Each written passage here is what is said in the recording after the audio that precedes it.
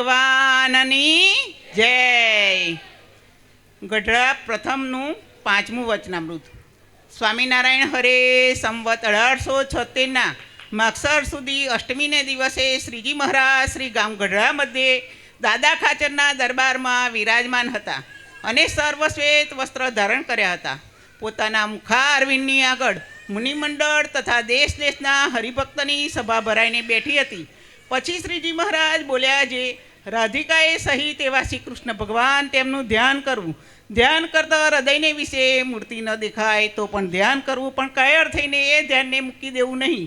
એવી રીતના જે આગ્રહવાળા છે તેના ઉપર ભગવાનની મોટી કૃપા થાય છે. એમની ભક્તિએ કરીને ભગવાન વશ થઈ જાય છે. ઇતિ શ્રી વચનામૃતમ સહજાનંદ સ્વામી મહારાજની જય.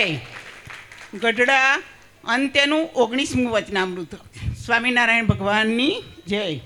સ્વામિનારાયણ હરે સંવત 1876ના 1884ના શ્રાવણવદ તેરસના દિવસે શ્રીજી મહારાજ શ્રી ગામ ગઢડા મધ્યે દાદા ખાચરના દરબારમાં આથમણે દ્વાર ઓરડાની ઓસરીએ ઢોલિયા ઉપર ગાદી તકિયા નંખાવીને વિરાજમાન હતા અને સર્વશ્વેત વસ્ત્ર ધારણ કર્યા હતા. કંઠને વિશે મોગરાના અને કણિકાના પુષ્પના હાર વિરાજમાન હતા. પોતાના મુખારવિંદની આગળ મુનિમંડળ તથા દેશ દેશના હરિભક્તની સભા ભરાઈને બેઠી હતી. પછી શ્રીજી મહારાજ બોલ્યા, છે જેણે સંસારનો ત્યાગ કર્યો હોય એવા જે હરિભક્ત તેને 2 કુલક્ષણ છે તે આ સત્સંગને વિશે શોભા દેતા નથી. તેમાં એક તો કામના, બીજી પોતાના કુટુંબીને વિશે પ્રીતિ. એ 2 કુલક્ષણ જેમાં હોય તે તો અમને પશુ જેવો જણાય છે. તેમજ પણ જો સંબંધીમાં વધુ હેત હોય તે તો અમારે અતિશય અવગુણ આવે છે. માટે જેણે સંસારનો ત્યાગ કર્યો હોય તેને લેશ માત્ર પણ પોતાના સંબંધી સાથે હેત ન રાખવું જોઈએ. શા માટે? જે પંચ મહાપાપ છે તે થકી અને દેહના સંબંધીમાં હેત રાખવું તે વધુ પાપ છે. માટે જે ભગવાનનો ત્યાગી ભક્ત હોય તેને દેહ થકી, દેહના સંબંધી થકી પોતાનો ચૈતન્ય જુદો જાણવો જોઈએ.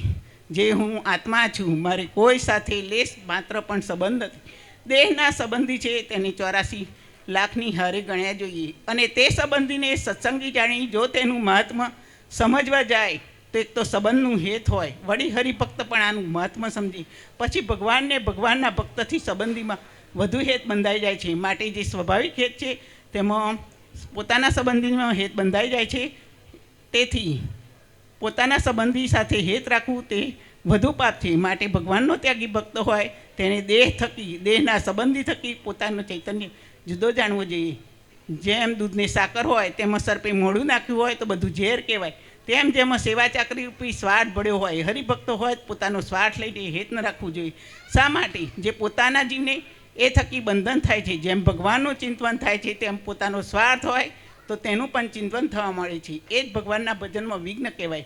જેમ ભરતજીને મૃગલીનું બચ્ચું તે જ અવિદ્યા માયારૂપ થયું, એવી રીતે ભગવાનના ભજનમાં જે અંતરાય થતા હોય તેને ભગવાનના ભક્તએ અવિદ્યારૂપ જાણીને અતિશય ત્યાગ કરવો.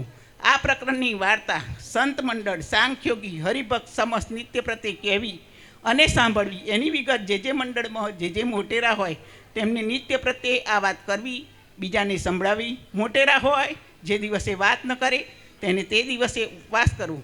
શ્રોતા હોય તેને શ્રદ્ધાએ કરીને ભગવાનની વાત સાંભળવા ન આવે તો તેને પણ ઉપવાસ કરવો. આ વચનને અતિશય દ્રઢ કરી રાખજો. ઇતિ શ્રી વચનામૃતમ સહજાનંદ સ્વામી મહારાજની જય. બોલો સ્વામિનારાયણ ભગવાનની જય. શ્રી નર નારાયણ દેવની જય.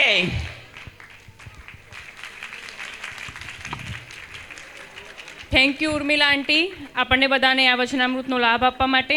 અને એમણે જે રીતે વચનામૃતમાં મેન્શન કર્યું કે આપણને ભગવાનની આજ્ઞા છે ગઢડાના